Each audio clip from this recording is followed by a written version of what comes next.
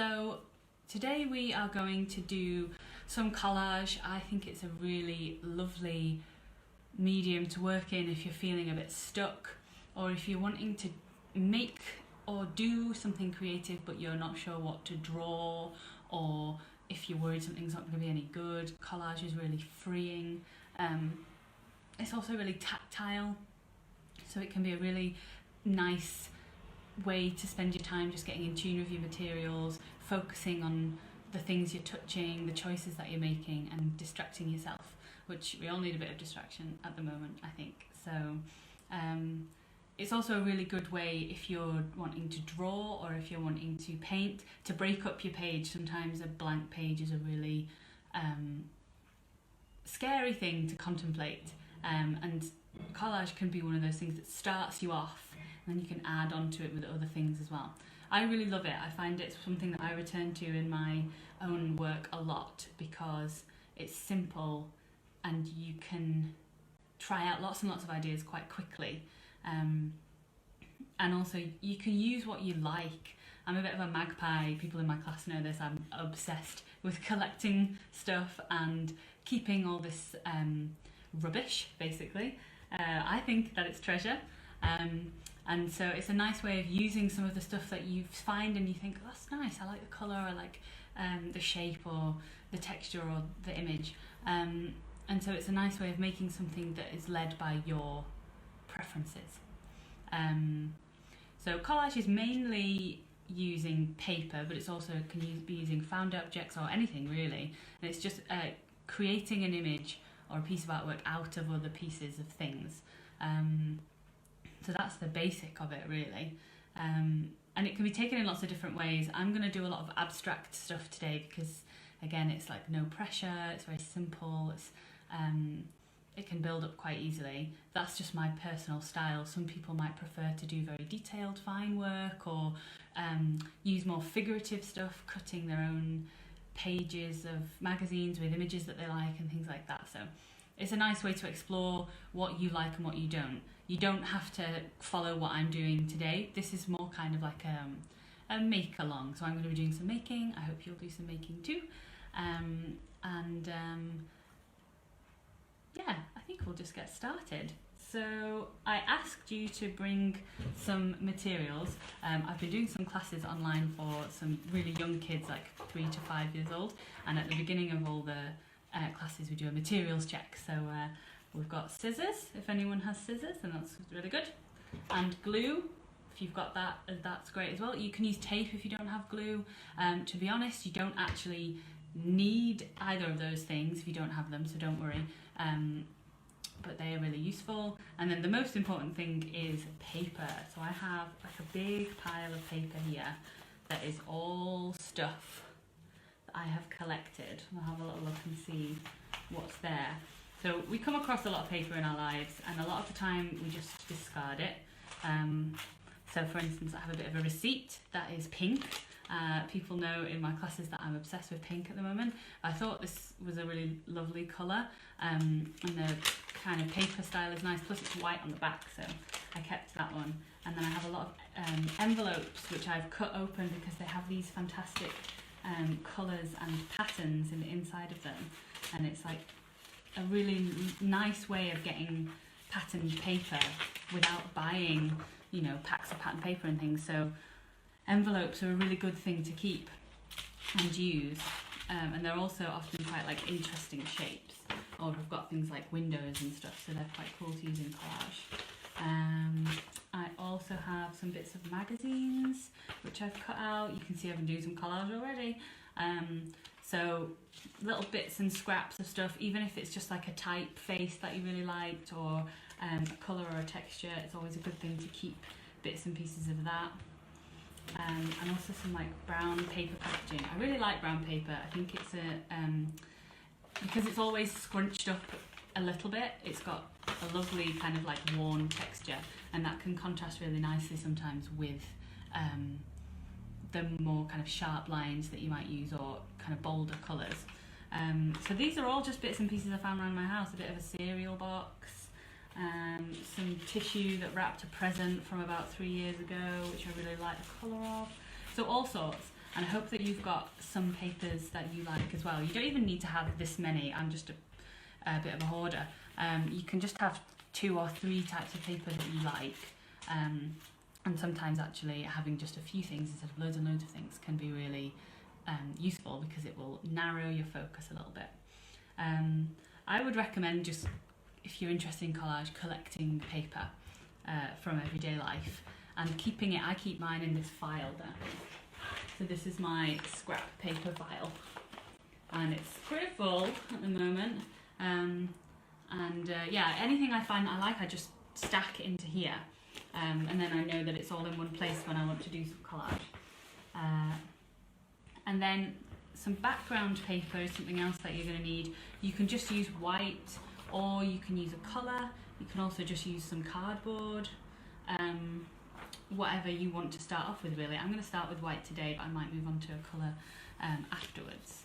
And then I asked you guys to have a bowl to hand, and this is for like all the little scraps and things that you've used a little bit of, but you want to keep the rest. You know, some of the papers you might not have very much of, or you might not be able to get more of, and you might really, really like them. So I keep like every scrap, just in case I want to use a little bit of it. And it's also a really good resource to find shapes. So you might have let's have a little look through here, and so you might have cut something out of something else, and then you might actually find a really lovely shape, like an accidental one, you know. So it can be a good place for just having a dig and finding some inspiration. I really like kind of accidental shape and found shapes, so because it kind of takes the pressure off. Again, I'm all about relieving the pressure. We put too much pressure on ourselves to make the right choices, but like even things like this is like a little bit of an envelope, and just the rounded corner versus all the squared off corners. You know, it's just things like that when you start to notice them, you're like, oh, that's nice, I'm going to use it, you know, or like the ripped edge of this strip here.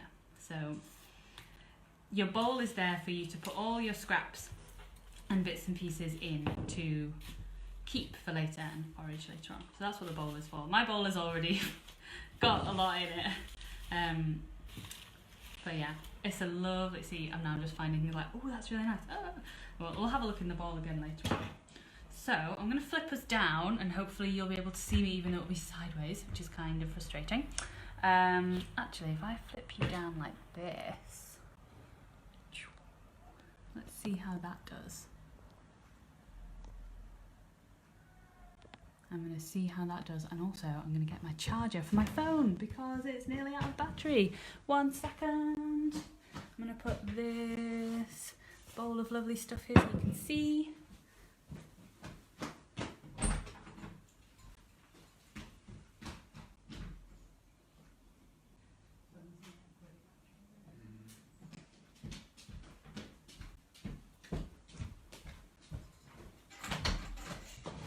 Right, I'm back with my phone charger.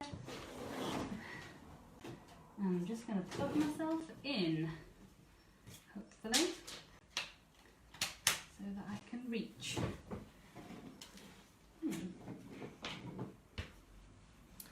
So the first thing you want to do is just have a little look through your selection of paper and start to pull out papers that you think go together. Either the colours go together, or the textures go together, or there's something about them being combined that you like. And you can start to make a little collection of those, and they can start to be the basis of what we're going to do today. I'm just having to move my table so that my plug can stretch far enough so that I can charge my phone. This is, slick internet content that you're getting here, guys.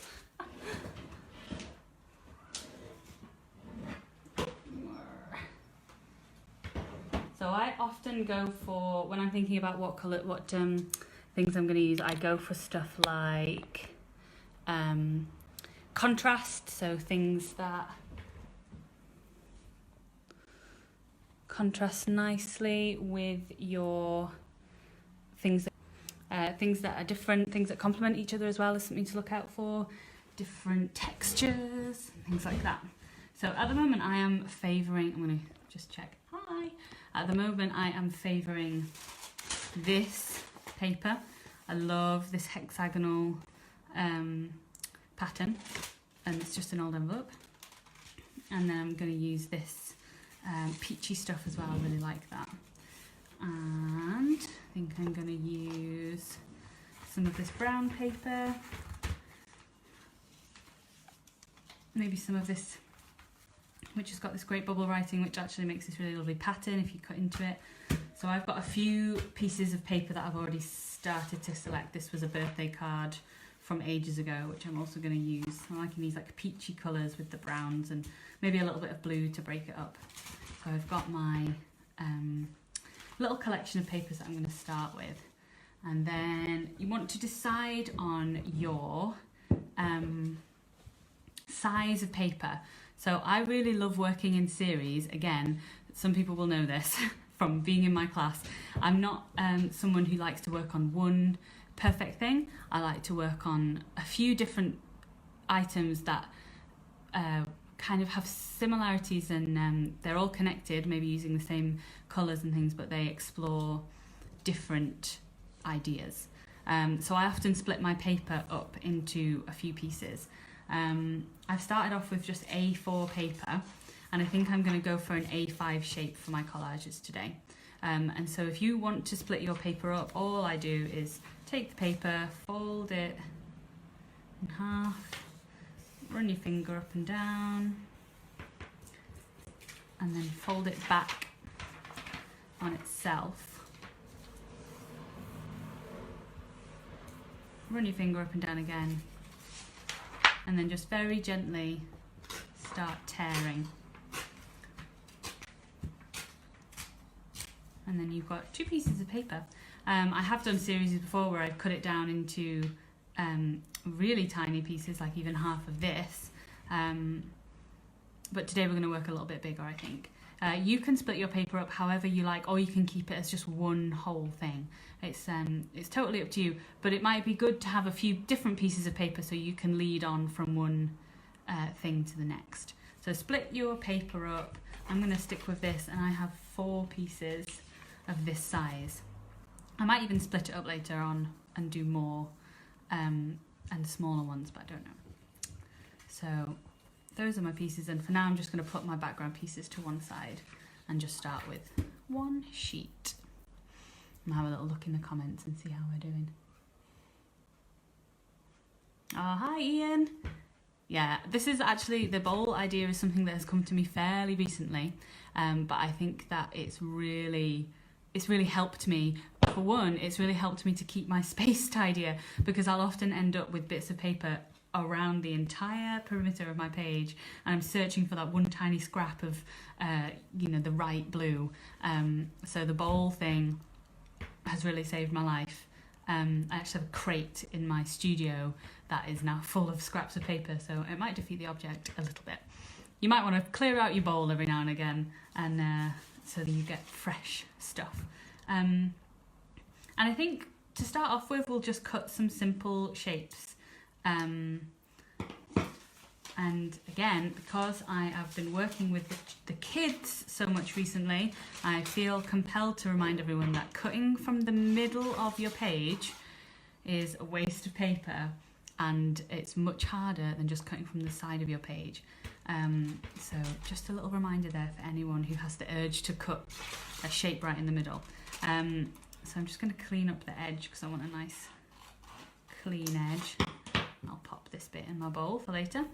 And one of the really easiest and great ways of creating shapes is just by randomly cutting in from the sides and just chopping out geometric shapes. So you can, it's just a nice way of getting interesting, unpredictable shapes that you can just start to kind of chop out of your page.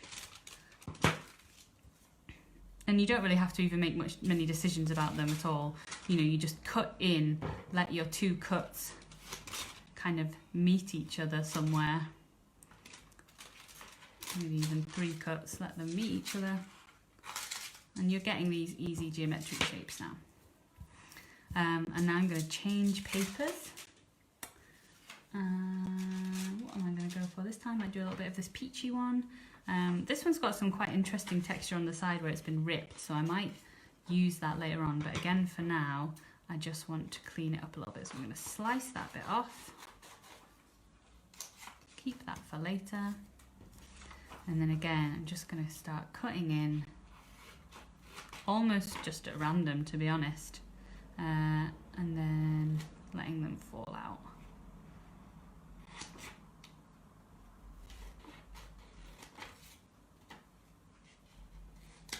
So we're just starting to build up a little bank of some shapes. And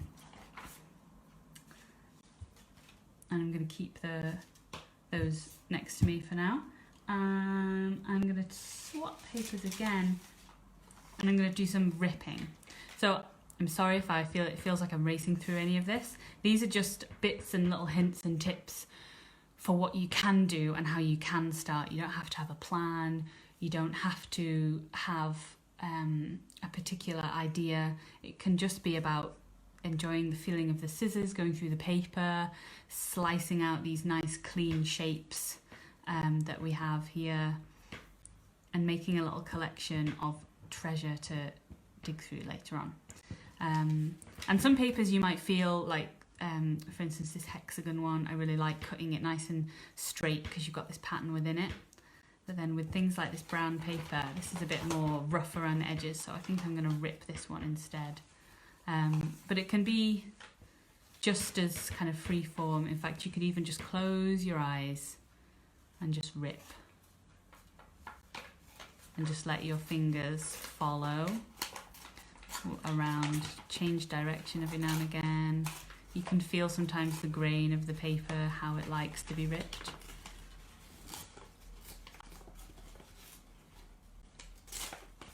And then you can open your eyes and see what shape you have. I love a ripped edge. I find them very satisfying because they're quite strange. They kind of look like the edges of countries or something like that. And they can contrast really beautifully with a really sliced edge that's very straight and crisp.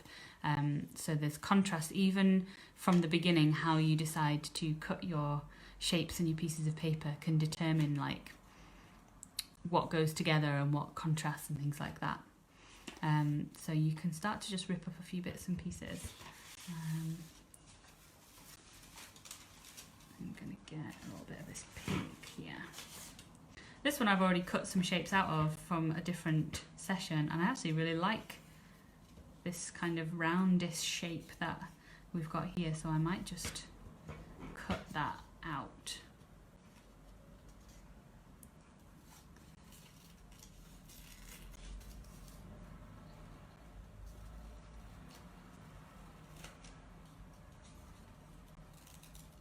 Like this. And you might not even use all these shapes, you know, you might just find that you are drawn to one thing rather than another. But this is just an exercise in finding a few different types of shapes and a few different types of edges and stuff like that. So quite like that this edge is torn and fluffy and this edge is quite neat, so I might do that on the other side. And then just rip the bottom part off like that. So you get this like contrast in straight versus ripped. And so one of my favourite things in collage is this straight versus ripped contrast. So I'm just like starting to gather some shapes and things like that. And for the first collage, I'm just going to kind of start by laying some things down. You might start with a big shape, something that is a bit dominating, because we can build on top of that, and something that's maybe contrasts with your background quite a lot. So mine's really white, so I'm going to go for something a little bit darker.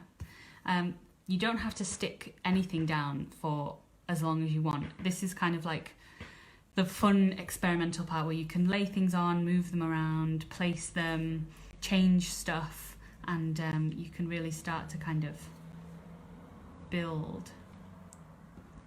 I'm sure you'll start to see things that I do constantly, like cross things over and overlay them just a little bit, or put things very much kind of with a little gap at the edge and things like that. But you can just start to build up something. Make it really simple. And then sometimes I like to look at the balance and think, what does it need? Does it need something in a different contrasting colour? Does it need something that fits in somewhere? Do I have to move anything around? But we'll just spend a few minutes playing. See, I'm already quite happy with this, even though it's not got very much in it, because of the simplicity of it. Really, it lets all the different elements in it sing, you know, the ripped edge of the brown paper and its kind of scrunchy texture. What I might even do is take this piece out and scrunch it a little more.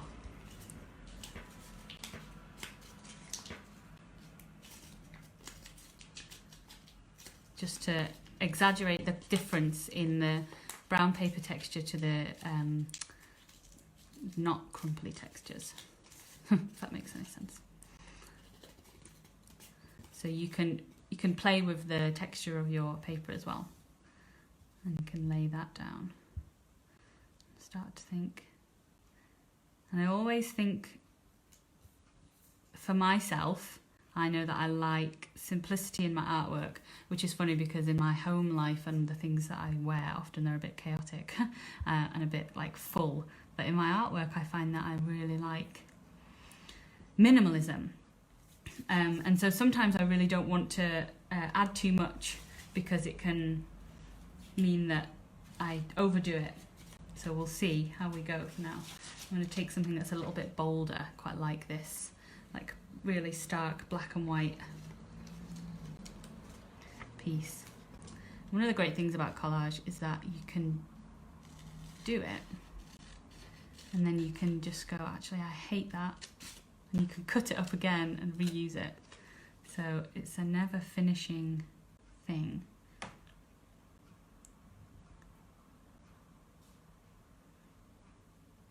Or you'll put something down and you'll go, actually no, that is too far.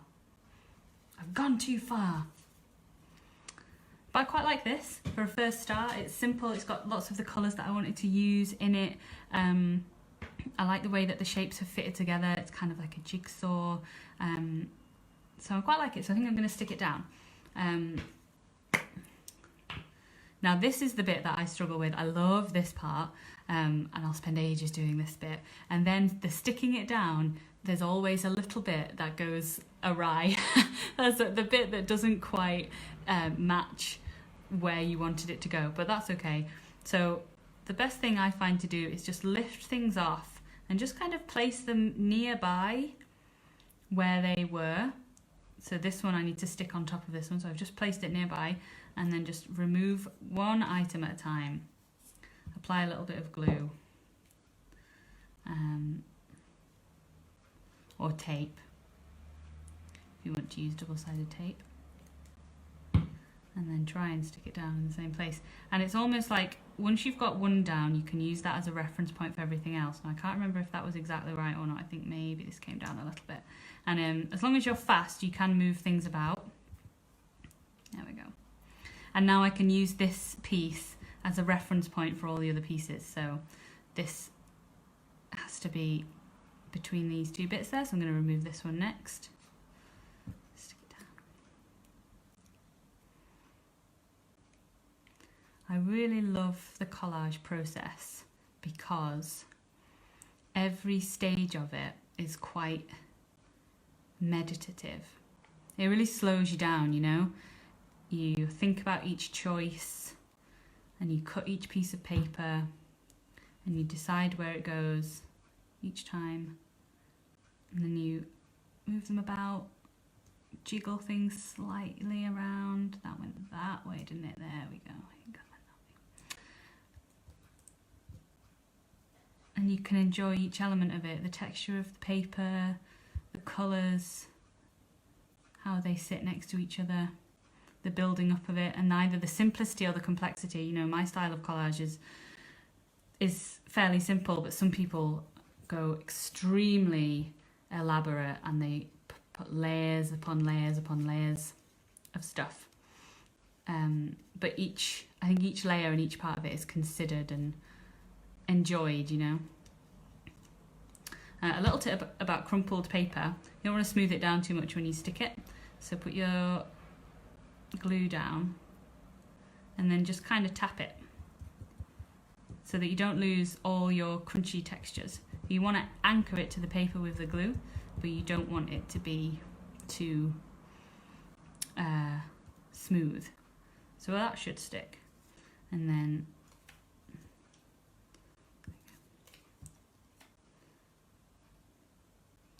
another great thing about collage, especially when you're using paper, is that it is all recyclable. So I find the pressure of creating stuff that is just an experiment a bit worrying if I just think it's going to end up going in the bin. But the great thing about paper is just recycle it. You can even use your old collages in new ones. You can even use old artworks in new collages. It's a great way of using stuff, drawings or prints that you don't like on their own, but maybe would work in something else. I'm not just gabbling on. It's funny, I'm so used to having people chatting to me in my classes. I miss it so much. And just doing it on your own is not quite the same, I must say. Because you guys have always got interesting ideas or questions or, you know, something that I haven't thought of. So if you do have anything that you want to say, do pop it in the comments and I'll have a little look and see. Hello, Marianne!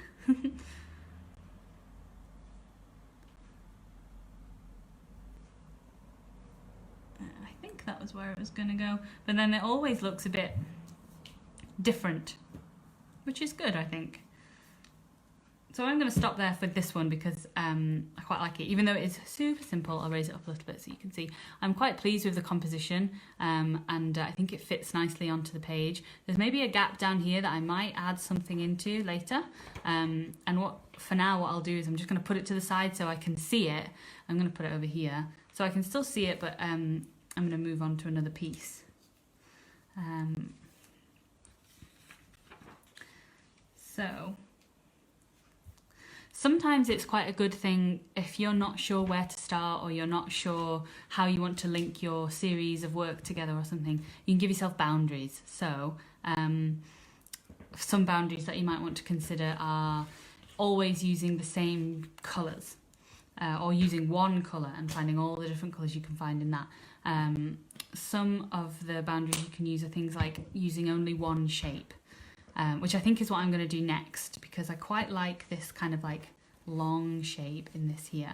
So I think what I'm going to do next is give myself the challenge of only using kind of long oblongy shapes. And what I'm going to do actually is I'm going to just cut and rip a few of that shape and then start to collage them together. And not all of the pieces that I do will go into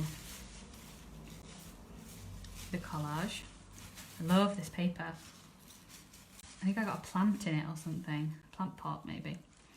I've had it for about 6 months.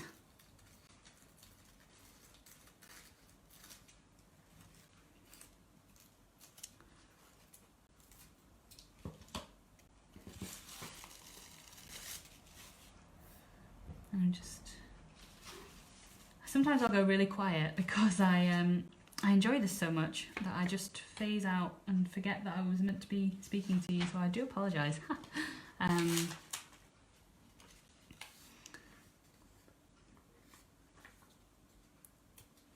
I even enjoy things like the way things rip, finding the grain of the paper sometimes or going against the grain of the paper.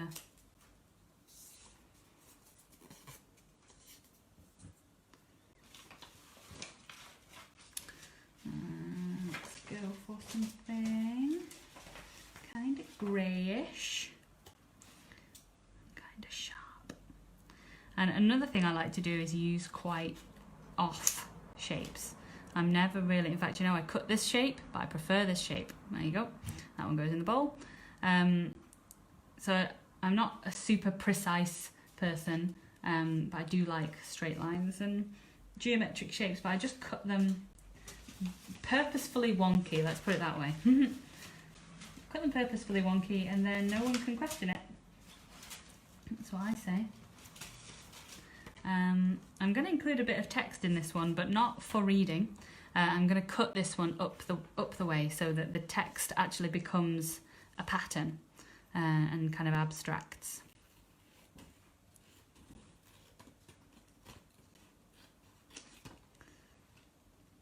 So I might even just use this tiny little bit. Yeah. This is not how they're going to go necessarily. I'm just placing them down and figuring things out. Do you know, I'll probably end up going really far over the time I'm meant to because I enjoy this so much. Let's try and speed up a little bit so that you can see. Let's actually do, I know I said that this was best ripping, but I'm actually going to try like what I said about the contrasting thing. Cutting shapes with one edge sharp and one edge ripped can be really lovely. And then you can start to think about maybe positioning them. And if you want to swap any, you can move them about a little bit.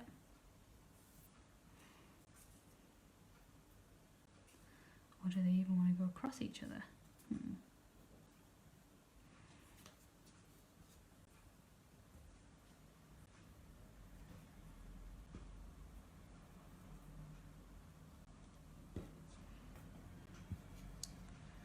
I like the inside of this cereal box, it's lovely and grey. And think about your composition on the page as well. Is it in the middle? I often go for working, I'm sure everybody does, you often go for working straight in the middle and build out. But then sometimes it's good actually to go, do you know what, this time I'm going to try going from a corner, building out. Or you could even forget the middle entirely and go around the edge.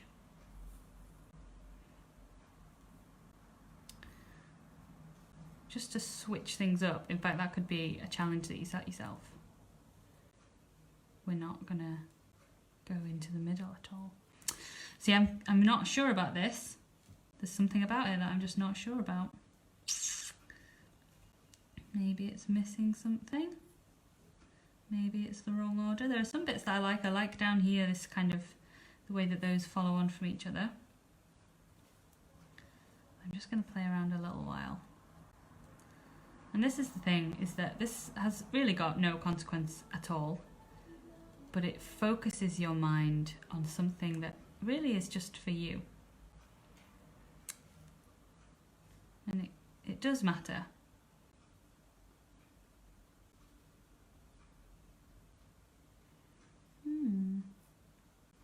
Might even be that I twist it this way.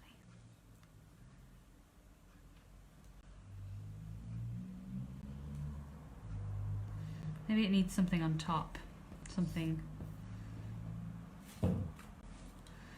else, I don't know.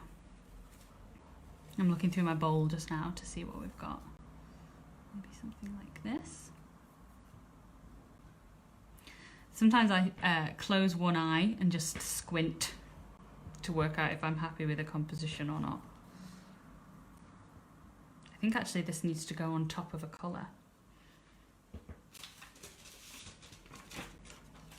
Maybe this needs to go on top of something like this.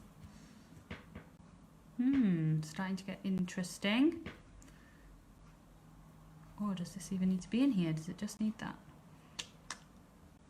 See, now you're getting to see the inner workings of my head, which can be, it could be a good thing, could be not. I think I'm going to go with this. Rip that. You'll find, or well, you might find that pieces of paper become super precious to you, you know. Like, oh, I'm saving that one for something. I quite like this. I think it just needs to be moved down.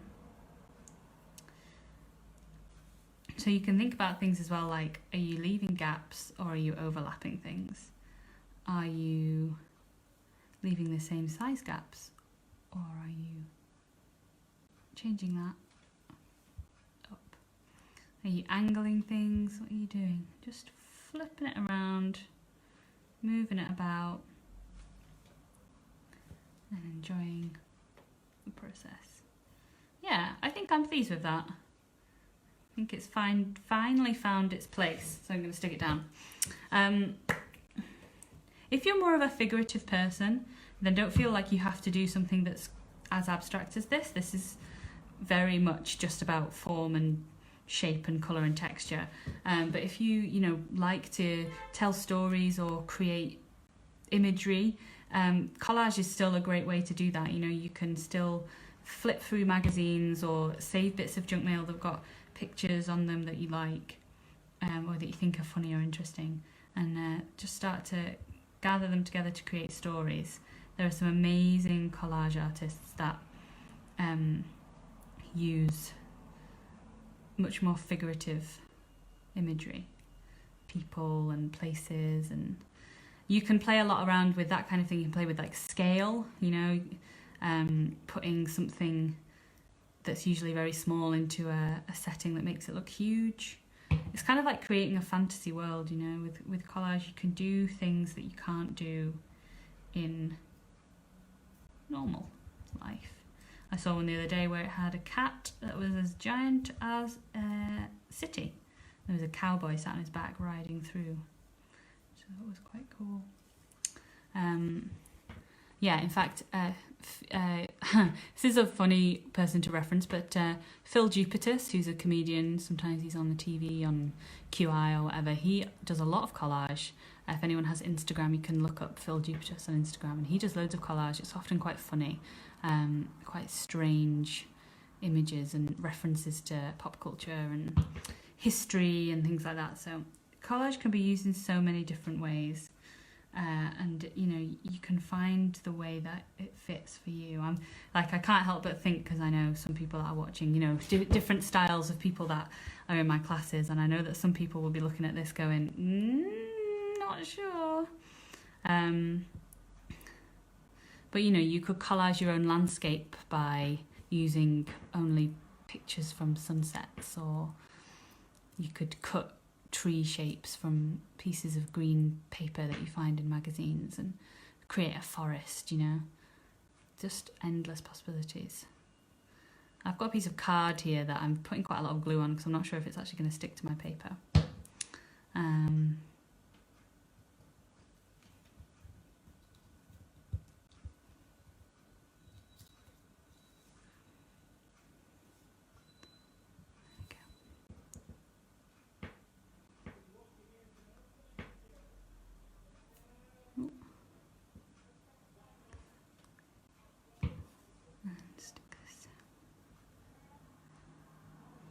If anyone does make any collage with this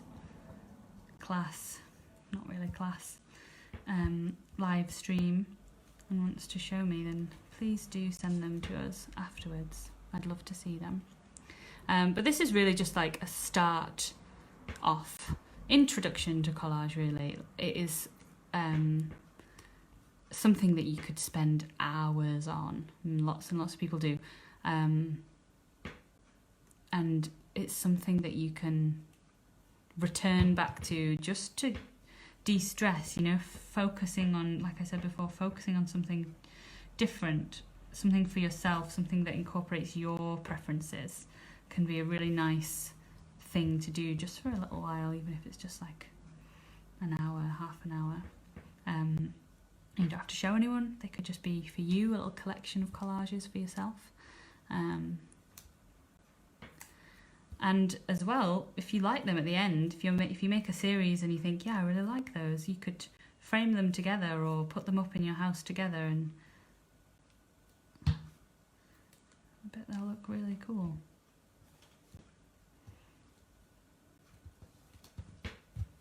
Yeah.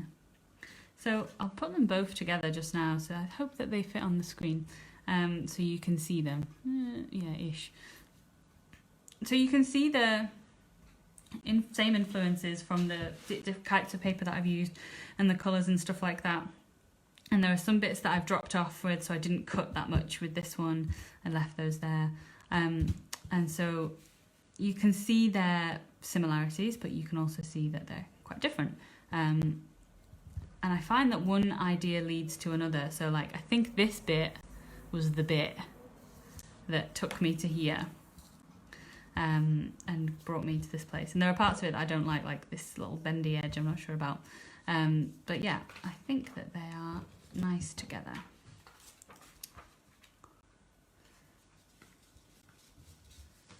And this time I might go back to some of the shapes that I cut last time. Didn't use this bendy shape yet. And I might start with that as our starting point.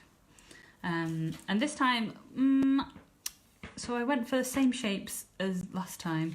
This time I might try and just find all the kind of pinky textures and colours that I have, and start to use those. Another way of adding texture to plain plain paper is to just add some folds kind of almost at random. And that'll just give it the impression that it's been a bit worn, a bit used, had a purpose beforehand really, and maybe just even adds a little bit, I hope you can see that, adds a little bit of detail to collage. So I might start with those two.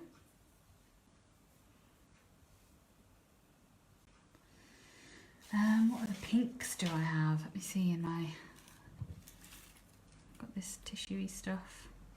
It's also quite nice if you find any, like tissue papers and stuff like that. They can be really lovely to fold and layer, because the more often you fold them, the kind of stronger the colour will become, and you'll get to see all these layers and things like that. I wish I could show you this with, maybe I'll try showing you it with the light coming through it.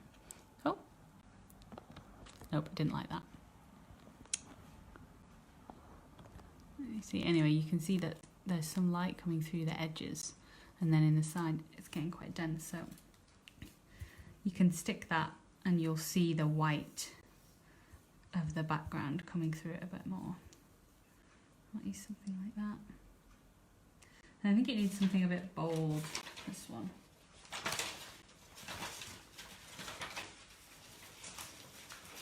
This is just the sound of me scrabbling through my stack of stuff. This might be too pink, I think. I think that's too much.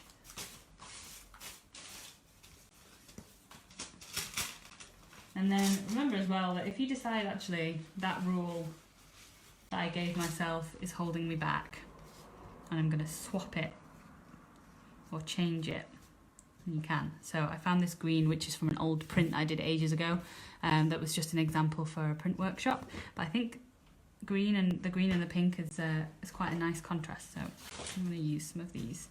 So yeah, if you're doing anything else like painting or printing or drawing, anything really, and you have bits that were maybe just for examples or they didn't go well, keep those. Use those in your collage. Oh, hello Leo.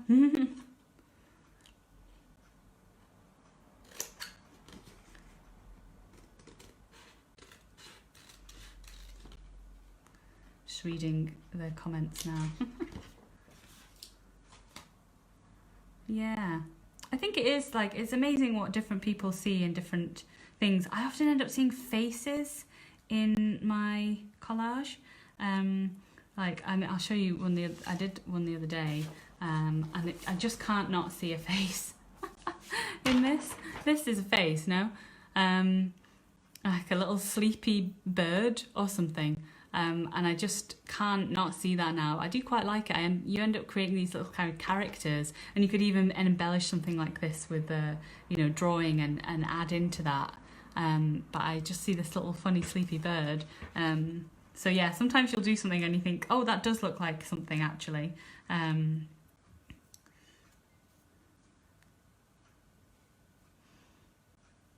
I quite like the green in there, and I think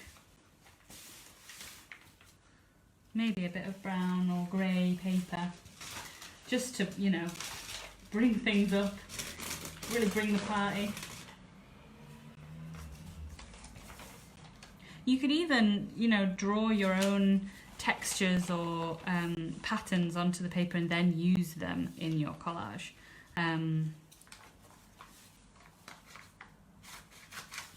If you've got a particular motif you like, I love a spot, as I'm sure a lot of people in my class could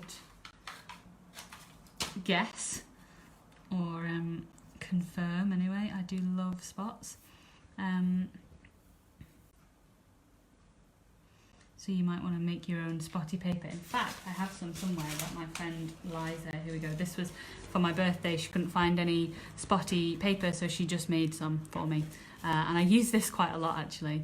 I like the randomness of the marks. So you can make your own paper and use that in collage as well. That's a really lovely thing to do. This one's looking a bit nuts. Maybe it's this little bit here. That better? Maybe.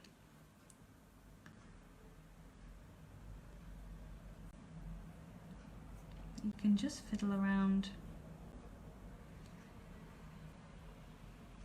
with your placement, and you might even think, does it need? Does the whole thing need turning?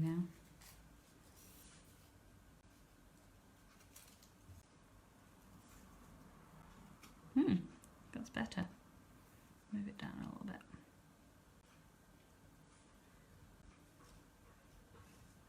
I'm a really quiet, slow worker. So you're getting a little glimpse into kind of what it's like when I'm in the studio. This is how long I take to do everything, which is probably why I'm not a particularly prolific artist. But I enjoy it. I love it. I love doing this. I think that's something to hold on to as well, you know, especially if anyone's wondering about, you know, showing people their art, selling their art or anything like that. And it can get a little bit scary or a bit pressured or frustrating. Always come back to why are you doing it? Probably doing it because you love it. I would be happy to never show my work to anyone and just do it for myself. For the pure joy of making, you know, the activity of making.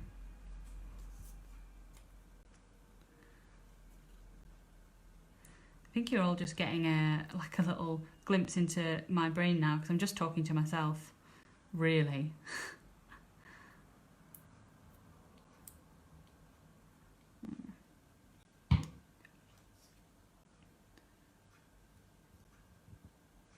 Trying to think if there's any particular nuggets of wisdom that I can hand on to you about collage, because really what's happening now is I'm just getting really into it.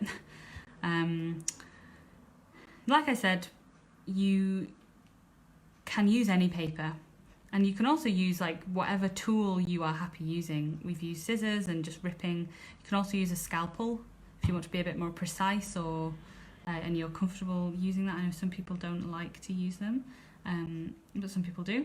So you could use a scalpel to cut your shapes. You could also use like a ruler to rip your edges and things like that. You could also just like rip up, kind of in a crazy, like cathartic moment, rip up a huge piece of paper and then just use whatever pieces you've got to jigsaw it back together, you know.